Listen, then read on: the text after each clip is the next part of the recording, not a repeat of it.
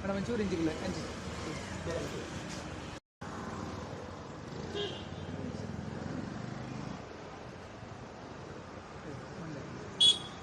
What's your next message for pen? Next message for late Hi.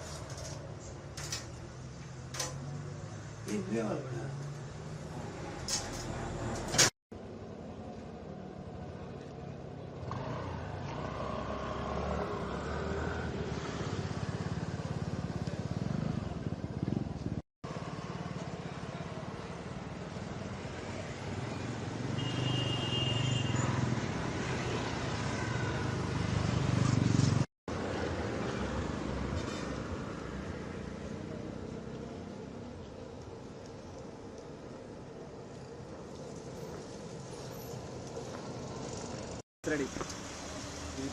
ಈ concept ಹೇಗೆ ಉಟ್ಕೊಂಡಿತ್ತು, ಏನು ಕಾರಣ? ಅಂದರೆ ಮೊದಲಿಗೆ ಇಲ್ಲೊಂದು ಬಸ್ ಸ್ಟ್ಯಾಂಡ್ ಇತ್ತು. ಅದೊಂದು 3-4 ವರ್ಷಗಳಿಂದ ಪಾಳು ಬಿದ್ದು ಸಾರ್ವಜನಿಕರಿಗೆ ಇಲ್ಲಿ ನಿಲ್ಲುವ ಪರಿಸ್ಥಿತಿಯಲ್ಲಿ ಇರಲಿಲ್ಲ. ಫುಲ್ ಹುಲ್ಲೆಲ್ಲ ಬಂದು ಇಲ್ಲಿ ಪಕ್ಕದ ರಸ್ತೆಯಲ್ಲಿ ನಿಂತು ಬಸ್ ಕಾಯುವ ಸ್ಥಿತಿ ಬಂದಾಗಿತ್ತು. ಇದು ನಮ್ಮ ತಂಡಕ್ಕೆ ಈ ವಿಷಯವನ್ನು ಗಮನಕ್ಕೆ ತಗೊಂಡು ಇದಕ್ಕೆಂದು ಏನಾದರೂ ಸೂಕ್ತ ಕ್ರಮವನ್ನು ತೆಗಿಬೇಕಂತ ಆಲೋಚನೆ ಮಾಡಿದ್ವಿ. ಕೆಲಸಕ್ಕೆ ಇಳಿದಿದ್ವಿ. ಅಂದರೆ ನಾರ್ಮಲ್ ಎಲ್ಲರೂ ಮಾಡುವ ರೀತಿಯಲ್ಲಿ ಬಸ್ ಸಂಘದ ನಾವು ನಡೆಸದೆ ನಮ್ಮದೊಂದು ಡಿಫ್ರೆಂಟಾಗಿ ಎಲ್ಲರೂ ಒಂದು ಗುರುತಿಸಿಕೊಳ್ಳುವ ಹಾಗೆ ಮಾಡಬೇಕಂತ ಆಲೋಚನೆ ಮಾಡಿದ್ವಿ. ಹಾಗೆ 2-3 ಒಂದು ಪ್ಲ್ಯಾನ್ ಹಾಕಿದ್ವಿ ಯಾವ ರೀತಿ ಮಾಡೋದು ಅಂತ. ಕೊನೆಗೆ ಈ ಬಸ್ಸಿನ ರೂಪದಲ್ಲಿ ಒಂದು ಬಸ್ ಸಂಘವನ್ನು ನಿರ್ಮಾಣ ಮಾಡಲು ಪ್ಲ್ಯಾನ್ ಮಾಡಿದ್ವಿ ನಾವು. ಏನೆಲ್ಲ ಇದು? ಇದರಲ್ಲಿ CCTV ಉಂಟು, ಅಂದರೆ ಇಂಡೋರ್ ಮತ್ತು ಔಟ್ಡೋರ್ ಉಂಟು, ಮತ್ತು ಮಿನಿ ಗ್ರಂಥಾಲಯ ಉಂಟು, ಮತ್ತು ಫಸ್ಟ್ ಏಡ್ ಬಾಕ್ಸ್ ಪ್ರಥಮ ಚಿಕಿತ್ಸೆ ಇದ್ದು ಉಂಟು, ಮತ್ತು ಕುಡಿಯುವ ನೀರಿನ ವ್ಯವಸ್ಥೆ ಉಂಟು, ಮತ್ತು ಸೋಲಾರ್ ಲೈಟ್ ಇದ್ದು ವ್ಯವಸ್ಥೆ ಉಂಟು. ಇದು ಹೇಗೆ ಇದರ ಖರ್ಚು ವೆಚ್ಚ ಎಲ್ಲ ಯಾವ ರೀತಿ ಇದೆ? ಖರ್ಚು ನಮಗೆ ಮೊದಲಿಗೆ ಒಂದು 2 ಲಕ್ಷದಲ್ಲಿ ಬಜೆಟ್ ಪ್ಲಾನ್ ಮಾಡಿದ್ದು, ನಂತರ ಇದರ ಖರ್ಚೀಗ ಸುಮಾರು ಒಂದು 6-7 ಲಕ್ಷದವರೆಗೆ ಹೋಗಿದೆ. ಮತ್ತು ನಮಗೆ ದಾನಿಗಳ ಸಹಕಾರದಿಂದ ನಮಗೆ ಸಹಕಾರ ಸಿಕ್ಕಿದೆ. ಭರತ್. ಸುಮಾರು 3 ವರ್ಷದಿಂದ ಇಲ್ಲಿರುವಂಥ ಹಳೆ ಬಸ್ ತಂಗುದಾಣ ಮುರಿದು ಬಿದ್ದಿರೋದ್ರಿಂದ ಇಲ್ಲಿನ ಸಾರ್ವಜನಿಕರಿಗೆ ತುಂಬ ತೊಂದರೆಯಾಗಿತ್ತು. ಅಂದರೆ ಇದು ಪುನರ್ ನಿರ್ಮಿಸಲಿಕ್ಕೆ ನಮಗೆ ತುಂಬ ಕಾಸ್ಟ್ ಇತ್ತು. ಯಾಕೆಂತ ಹೇಳಿದರೆ ಇದು ನೀರು ನಿಲ್ಲುವಂಥ ಪ್ರದೇಶ. ಇಲ್ಲಿಂದ ಅಡಿಯಿಂದ ನಮಗೆ ಪಿಲ್ಲರ್ ಹಾಕಿ ಇದನ್ನು ಕೆಲಸ ಮಾಡಬೇಕಿತ್ತು. ಅದಕ್ಕೋಸ್ಕರ ಇಲ್ಲಿ ಯಾವುದೇ ಒಂದು ಸಂಘ ಸಂಸ್ಥೆ ಆಗಲಿ ಯಾರೂ ಇದರ ಬಗ್ಗೆ ಗಮನ ಹರಿಸಿರಲಿಲ್ಲ. ಇದು ಸಾರ್ವಜನಿಕರಿಗೆ ತುಂಬ ತೊಂದರೆಯನ್ನು ಅನುಭವಿಸಿದ್ರು. ಈ ಸಮಯದಲ್ಲಿ ನಮಗೆ V4 V2 ಗೈಸ್ ಎಂಬ ಒಂದು ಯುವಕರ ತಂಡ ಈ ಕೆಲಸಕ್ಕೆ ಕೈ ಹಾಕಿ ನಾವು ಈ ಬಸ್ ತಂಗುದಾಣವನ್ನು ನವೀಕರಣ ಮಾಡ್ತೇವೆ ಅಂತ ಹೇಳಿ ನಮ್ಮ ಪಂಚಾಯತ್ಗೆ ಅರ್ಜಿ ಸಲ್ಲಿಸಿದಾಗ ನಾವು ಪಂಚಾಯತಿಂದ ಪರ್ಮಿಷನ್ ಕೊಟ್ಟು ಸಾಧಾರಣ 3 ತಿಂಗಳಲ್ಲಿ ಅವರು ಅಂದರೆ ಒಂದು ನಮಗೆ ಯಾರಿಗೂ ಇದರ ಬಗ್ಗೆ ತಿಳಿಸಿರಲಿಲ್ಲ. ಯಾವ ರೀತಿ ಬಸ್ ಸ್ಟ್ಯಾಂಡ್ ಇರೋ ನಾವೆನಿಸಿದೆವು ಒಂದು ಮಾಮೂಲಿ ಬಸ್ ಸ್ಟ್ಯಾಂಡ್ ಆಗಿ ಇರ್ತದೆ, ಎಲ್ಲ ಬಸ್ ಸ್ಟ್ಯಾಂಡ್ ಇರುತ್ತದೆ. ಆದರೆ ನಮಗೆ ಕೂಡ ತಿಳಿಸದೆ ಒಂದು ವಿನೂತನ ರೀತಿಯಲ್ಲಿ ಒಂದು ಬಸ್ಸಿನ ಆಕಾರ ಅಂತ ಹೇಳಿದರೆ ಅದರ ಒಳಗೆ ನಮಗೆ ಸಾರ್ವಜನಿಕರಿಗೆ ಬೇಕಾಗುವಂಥ ಗ್ರಂಥಾಲಯ, ಅದೇ ರೀತಿ ಕುಡಿಯುವ ನೀರಿನ ವ್ಯವಸ್ಥೆ, ಅದೇ ರೀತಿ CC ಕ್ಯಾಮರಾ, ಹೀಗೆ ಎಲ್ಲ ವ್ಯವಸ್ಥೆಯನ್ನು ಮಾಡಿ ಒಂದು ಅಚ್ಚುಕಟ್ಟಾಗಿ ನಮಗೆ ನಿನ್ನೆ ಉದ್ಘಾಟನೆ ಆಗುವಾಗಲೇ ಗೊತ್ತಾದದ್ದು ಅದರ ಒಳಗೆ ಅದು ಕೂಡ ಸುಮಾರು 7 ಲಕ್ಷ ವೆಚ್ಚದಲ್ಲಿ 7 ಲಕ್ಷ ದೊಡ್ಡ ಪ್ರಮಾಣದ ಇದರಲ್ಲಿ ಅವರು ಈ ಬಸ್ ಸ್ಟ್ಯಾಂಡ್ ನಿರ್ಮಾಣ ಮಾಡಿದ್ದಾರೆ. ಇದು ಸಾರ್ವಜನಿಕರಿಗೆ ಭಾಳ ಉಪಯುಕ್ತವಾದದ್ದು. ಯಾಕೆಂತ ಹೇಳಿದರೆ ಇದು ಬಂಡಸಾಲೆ ಅಂತ ಹೇಳಿದರೆ ಇದು ಗ್ರಾಮಾಂತರ ಪ್ರದೇಶದವರು ಎಲ್ಲರೂ ಬಸ್ಸಿನಲ್ಲಿ ಹೋಗುವಂಥ ಪ್ರಯಾಣಿಕರು ಇರುವುದು. ಇದರಲ್ಲಿ ನಮಗೆ ಬಸ್ ತಂಗುದಾಣದ ಅವಶ್ಯಕತೆ ತುಂಬ ಇತ್ತು. ಯಾಕೆಂತ ಹೇಳಿದರೆ ಇಲ್ಲಿ ಮಳೆಗಾಲಕ್ಕಾಗಲಿ ಎಲ್ಲ ಬಿಸಿಲಿಗಾಗಲಿ ನಿಲ್ಲಿಕ್ಕೆ ಯಾವುದೇ ವ್ಯವಸ್ಥೆ ಇರಲಿಲ್ಲ. ಆದರೆ V2 ಗೈಸ್ನವರು ಈ ಒಂದು ವಿನೂತನ ರೀತಿಯಲ್ಲಿ ಸಾರ್ವಜನಿಕರಿಗೆ ಉಪಯುಕ್ತ ರೀತಿಯಲ್ಲಿ ಒಂದು ಬಸ್ ಸ್ಟ್ಯಾಂಡನ್ನು ನಿರ್ಮಾಣ ಮಾಡಿ ಸಾರ್ವಜನಿಕರಿಗೆ ತುಂಬ ಶ್ಲಾಘನೆ ಆಗುವಂಥ ವ್ಯವಸ್ಥೆ. ಯಾಕಂದರೆ ನಿನ್ನೆ ಉದ್ಘಾಟನೆ ಆಗುವಾಗಲೇ ಇಲ್ಲಿ ಜನ ಬಂದದ್ದು ನೋಡಿದರೆ ಅಷ್ಟು. ಯಾಕಂತ ಹೇಳಿದರೆ ಇದು ಸಾರ್ವಜನಿಕರಿಗೆ ಬೇಕಾಗುವಂಥ ಒಂದು ಪಬ್ಲಿಕ್ಕಿಗೆ ಅದಲ್ಲದೆ ಅವರು ಇನ್ನಿತರ ಸಮಾಜ ಚಟುವಟಿಕೆಗಳನ್ನು ಈ V2 ಗೈಸ್ನ ಯುವಕರು ಮಾಡ್ತಾ ಇದ್ದಾರೆ.